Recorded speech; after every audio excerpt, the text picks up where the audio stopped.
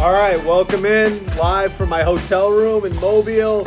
It's the MMQB podcast, YouTube edition with Albert Breer. Hopefully you guys can hear me all right. I'm going to apologize for the audio quality. The video quality probably isn't what it normally is either because we had to do this. I'm on the road this week, so it's a little bit different than we've done it in the past. I am going to get to all your questions. We're going to go through this the normal format. Hopefully we're able to get it up on iTunes and on YouTube. Our producer, Will Pyle, said he'd be able to work it out. Hopefully we can make that happen.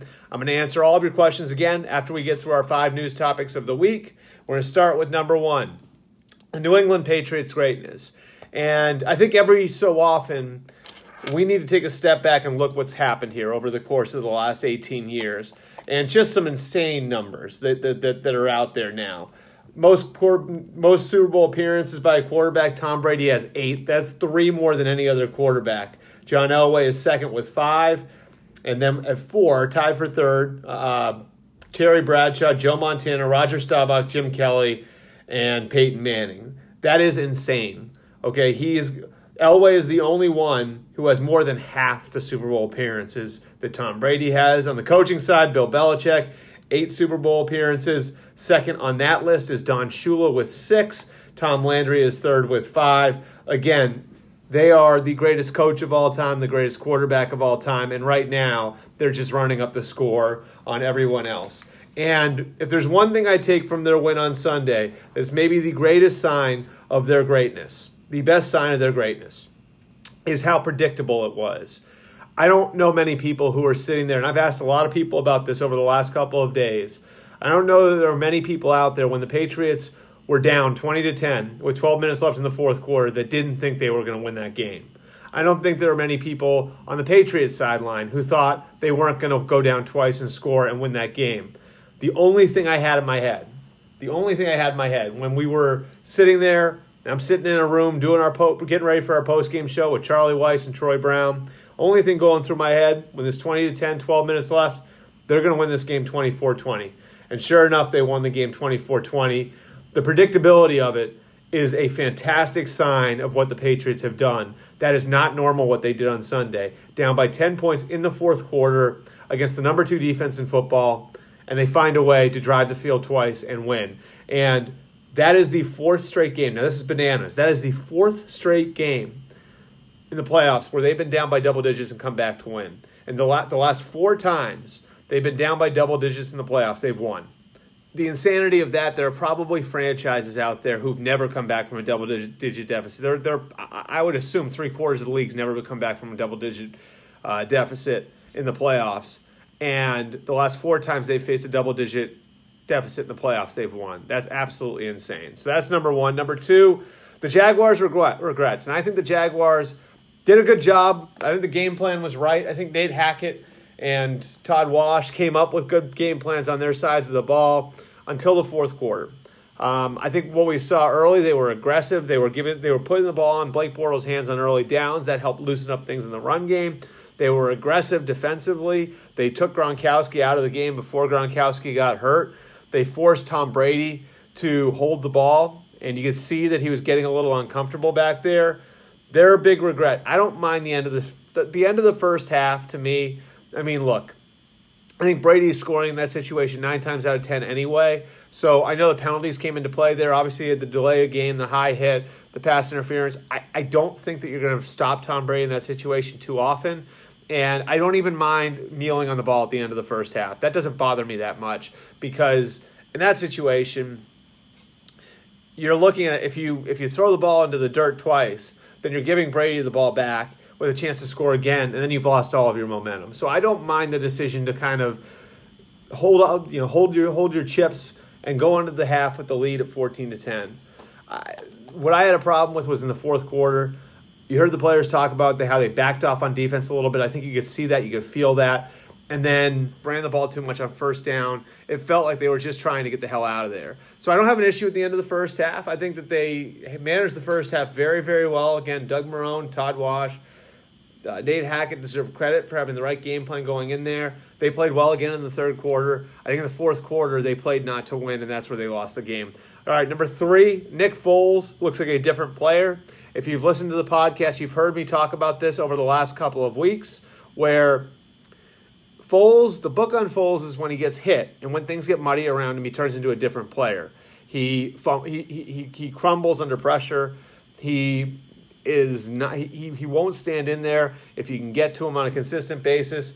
And we saw a different Nick Foles on Sunday. I don't know how they've done it, but they've found a way to draw something out of him that wasn't there before. He looks tougher in the pocket. He's been more, I think, more resilient, taking hits. It looks like a different player back there. And so I think that part of it, the second half of the Atlanta game, the first, and then the whole game against Minnesota, to me, was a great example of a player developing because he's got the right coaching, because he's got the right environment, and finding a way to get past something that I think was a major stumbling block as far as his progress as a professional quarterback. So I couldn't be more impressed with what Nick Foles did on Sunday. It looked real. Again, it's just 1 week, but what we saw on Sunday, I think, was a totally different Nick Foles. And maybe if somebody had invested in him and said, we're going to stick with this guy for 5 or 6 years, maybe this is who he was always destined to become. But I think Doug Peterson and Frank Reich and John DiFilippo deserve a lot of credit for drawing that out of him. Number 4, Case Keenum. Clock struck midnight on Case Keenum on Sunday. And maybe it shouldn't, but I think it will cost him a lot of money. I don't think there's any question now that the Vikings have to think long and hard about whether or not they want to bring him back. What do they do with Sam Bradford? What do they do with Teddy Bridgewater? Where's their future at the position? This is sort of the good problem that the Vikings had, and we always sort of talked about this like it was a Tiffany problem. Like this is a high-class problem to have. Too many quarterbacks on your roster, but it is a legitimate problem now. I don't know if you can franchise any of them at $23 million, a little over $23 million, what it would cost. That's what Rick Spielman's been holding in his back pocket as a way to stabilize the quarterback position going forward. I think it's a very, very difficult situation for the Vikings. And for Keenum himself, I'll tell you who I think Case Keenum is now. I think Case Keenum is Ryan Fitzpatrick 2 years ago, where the veteran quarterback had a breakthrough year, had a lot of things right around him, had an ugly end, and is sort of in that middle, like I think you probably put his value somewhere in that middle ground, which is like you've got all the starting quarterbacks. You got all the starting quarterbacks who are established quarterbacks making $16 million or more. Then there's about a $10 million gap before you get to the highest paid backup, who's actually Nick Foles at $5.5 million, at least for 2018. And so, like, his value is somewhere in the middle there. And so there's no definition to that market. That market doesn't really exist. And that's why Ryan Fitzpatrick sat out there on the market for as long as he did. Now, they wind up getting him at $12 million, but that was only after ownership stepped in and told the Jets front office, the Jets coaches, we need to bring this guy back because they felt like they were close. Obviously, that was wrong, but that was how that situation materialized, how they wound up breaking the logjam there. And Case Keenum, to me, is that player now. It's like, how do you value him? Because I don't think he's going to get $18, $20 million a year, but he's probably worth more than backups, right? Like, so he's probably worth more than that $5, $6, $7 million backup range. He's going to be a challenging one to value for other teams. I think he hurt his market, and this is going to be a difficult situation for him because you look at the free agent market. You could have Kirk Cousins out there. You could have Drew Brees out there, and then in the draft, I think you got potentially 4 quarterbacks going in the top 15, and that's where we'll wrap up the 5 things here. Number 5, Baker Mayfield, Josh Allen are the 2 quarterbacks here in Mobile at the Senior Bowl. I want to touch on both of them because I think those 2 can help themselves a lot this week.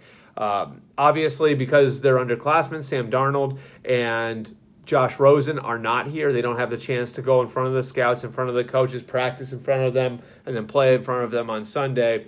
And so here's what you're going to be looking for from both guys. First, I think you're going to want to see Baker Mayfield playing the position in a conventional way. We know what he can do from an improvisational standpoint. How does he play the position when he's constrained to the pocket? How does he operate back there when the guys around him, there isn't this huge talent gap between them and the opponent? It's going to be good on good here. And so seeing him in that environment is going to be really important for Baker. And obviously the interview process is going to be important for Baker too. With Josh Allen, it's a little different. I think he came out of 2016 seen as a raw prospect. A year later, he's still seen as a raw prospect. I think what you're going to need to see from him over the next few months is that he's coachable and that he can continue to progress, because we didn't see a ton of that progression from 2016 to 2017. So I think what we're going to be looking for out here in Mobile, when they get out to the practice field this afternoon, they're going to be looking to find a way to put something in, like watch him in the first practice, and then they want to see a difference from the first practice to the second practice to the third practice, and then the third practice to the game. He can help himself by looking better on a day-to-day basis, by taking coaching and being able to apply it. That's the big question with him. So those two guys will be the guys to watch here, Baker Mayfield and Josh Allen. Appreciate you guys coming out. Thank you for sticking with me here in Mobile. I appreciate all of you out there. We always want your feedback. So get your feedback to me on my Twitter page, @AlbertBreer, on my Facebook page, @AlbertRBreer. You can go there. You can like my page. You can send me messages. I've answered questions here on the podcast through that in the past. So that's one good way to get to me. Again, just give me all your feedback. We're trying to make this the best experience that we can for you guys, especially going into the offseason, because I know we're going to be ramping it up draft and free agency-wise over the next few weeks. Once we get past the Super Bowl, we'll be coming to you live from Minneapolis next week, one way or the other as well. We're going to have shows from there all week. So again, any feedback you got from me, send it to my Twitter, send it to my Facebook page, like my Facebook page, and I will take anything that you guys say into account, because this is your podcast. And always remember to listen to the MMQB 10 Things podcast, the MMQB podcast with Peter King. And one more time, this podcast, the MMQB podcast with Albert Breer, both the YouTube version, which drops on Tuesdays, and the traditional podcast, which I do with Gresh and Luke Pellegrino, and you can get that on Friday mornings. You can get us wherever you get your podcasts, including Spotify, Stitcher, TuneIn, Google Play, Apple Podcasts, wherever you get your podcasts. Same time next week, or roughly the same time next week from Minneapolis. I'll see you guys then.